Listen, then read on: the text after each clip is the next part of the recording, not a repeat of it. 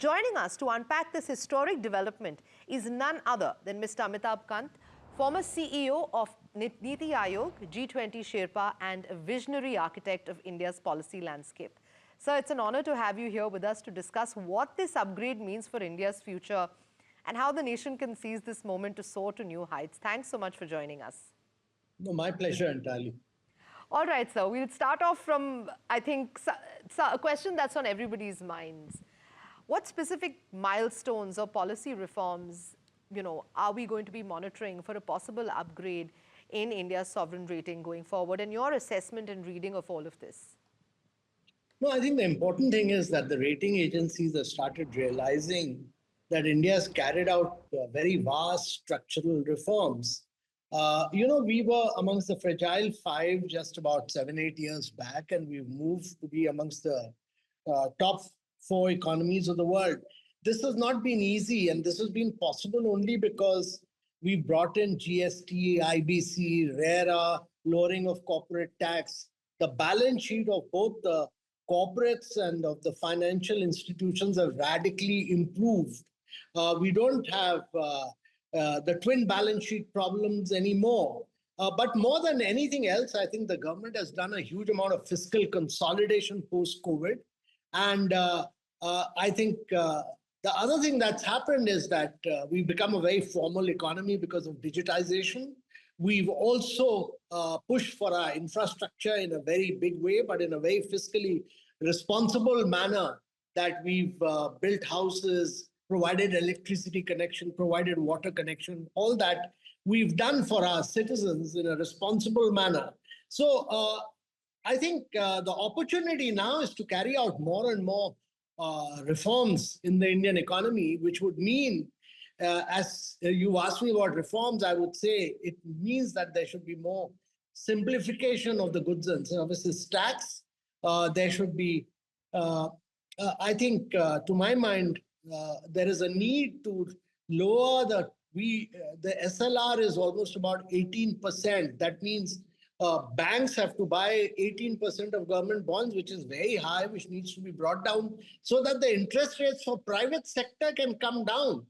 And thirdly, to my mind, there is a need to really drive economic growth by laying a lot of focus on improving our cities, because urbanization will be a very big driver of growth. And fourthly, I personally am a great believer in the quality of spending. We spend, but the quality of spending in terms of better outcomes and better outputs is very critical. It's not just the fiscal spending, but outcome focused monitoring is very important.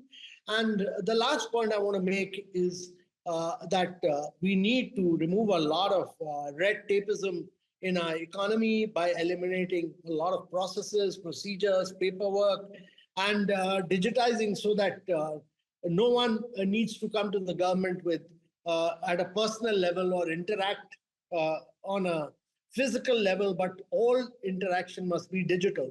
A lot of these reforms have been carried out by the central government, but we need to push them now to the state government, and we need to make our regulators far more developmental in nature. The regulatory regimes have to become far more proactive and far more developmental. All right. So, sir, the government has credited the fiscal consolidation for the upgrade. But with declining revenue numbers, how do you think India can sustain both consolidation and high infrastructure spending? Yeah, so the challenge, to my mind, really is to push consumer spending in a very big way, and that's a valid point. Now, the challenge for India is also to sustain its growth at high levels despite the 50% tariff. My two views on this is that it's not the spending needs to be enhanced for infrastructure. We need not rest happy with a spend of about 4 to 4.5%, but take it to about, to my mind, the infrastructure spend should go up as much as 6%. Secondly, there's a need to push for privatization and asset monetization in a big way so that government revenues increase.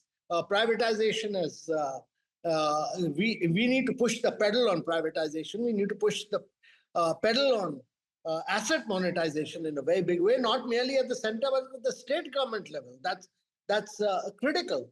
And thirdly, we need to the allocations have been made by the government for urban infrastructure, 1 lakh crore scheme, which needs to be pushed and implemented. These are 3 or 4 things which will see a lot of spending on ground. So these are 3 or 4 things that are critical to my mind. All right, sir. So, we've seen the government linking the upgrade also to its vision of Viksit Bharat by 2047. How does the ratings boost influence policy priorities or any upcoming reforms? So the key is that when your rating improves, your ability to get credit is at a lower interest rates, which means that you are able to provide credit to the consumers and to the private sector at lower rates of interest. It's part of your economy becoming far more efficient. That means you are able to then raise resources in a much larger manner at a lower rate of interest. And that's a recognition of your efficiency of your economy. And that, to my mind, the country's sovereignty will greatly help in our ability to raise resources in a much bigger manner and push for infrastructure creation. Our private credit to GDP ratio is still very low at about just about 50%. If you look at countries like USA, it's 220%. It's China, it's 180%. Korea, it's 200%. So the extent of private credit needs to be enhanced. If India is to grow, it has to grow on credit. No country has grown without credit. So the credit to private sector needs to be enhanced, and we need to push the private sector into taking more credit. That will be possible if they are able to get credit at lower rates of interest, and that is what rating is all about, to my mind. All right, so I'm going to address the other elephant in the room and in the market, and something that everybody's talking about and it's on everyone's minds is the recent US tariff hike, and of course the impending geopolitical volatility, and because of that. And I think in the past you've called the hike a once-in-a-generation opportunity for reforms. How do you see this upgrade aligning with trade challenges posed by the 50% US tariffs? What does it signal about India's economic resilience? We just spoke with S&P director just a few hours ago, and he's of the opinion that there's not going to be any impact in India's growth because of these tariffs. Well, he's absolutely bang on that. First of all, I think the nature of tariff, you look at Trumpian tariff, one day it's 25%, next day it's 35% in the case of Canada. In the case of Brazil, it was 25%, raised to 50%. In our case, he's put in, because of Russian oil, it shows the level of hypocrisy that China buys more oil than India does.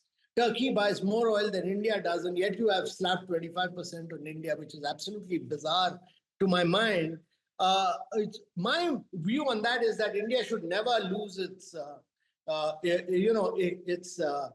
strategic autonomy or its energy security because of this policy of Trump. Because 2.5 decades we've pushed for,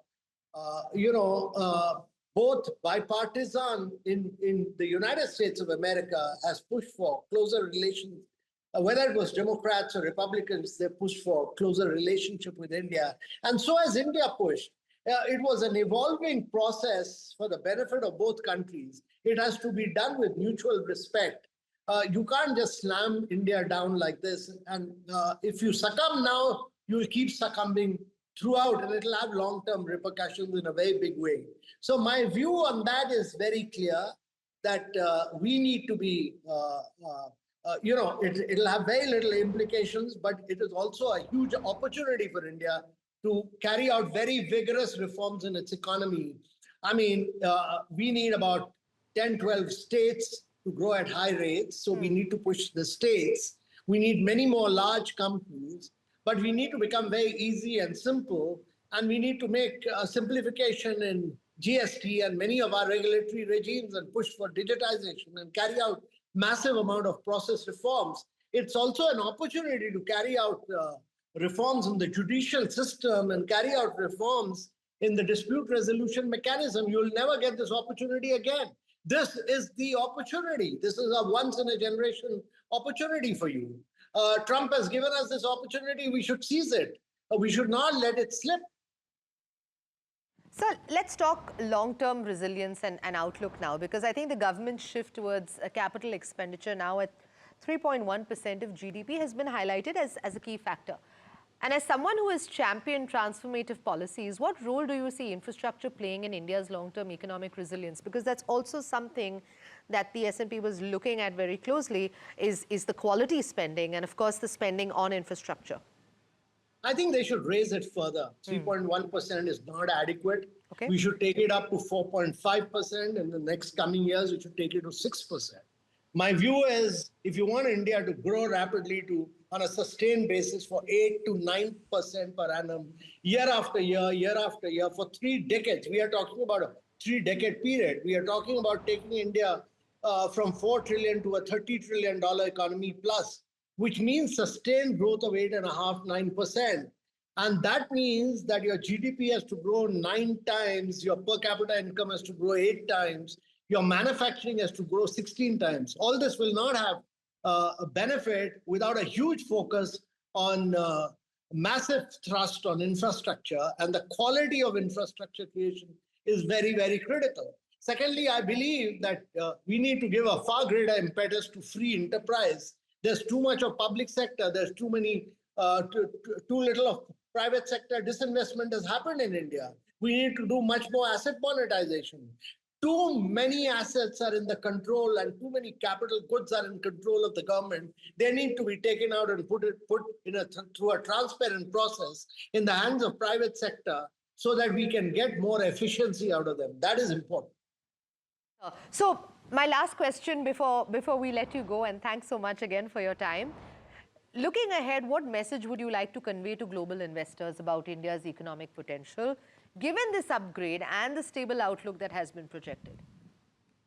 So India's had a very clear vision, and it has carried out massive structural reforms. It has digitized its economy. It has created infrastructure, and it has gone for a green economy. It's also pushing for technological leapfrogging through artificial intelligence mission, quantum computing mission, semiconductor mission, and the green hydrogen mission. This demonstrates India's great determination to drive growth in the coming years and take it from being just a $4 trillion economy to a $30+ trillion economy. And I think, to my mind, we need another upgrade very quickly. So the S&Ps of the world need to look at the quality of spending much more closely. And I think they need to upgrade India once more after a short while. Thank you so much, sir. And that brings us to a close of an incredibly insightful conversation. Mr. Kant, thank you so much for sharing your insights on this rating upgrade and painting a very compelling and interesting picture of the opportunities and, of course, even the challenges ahead. Thanks so much.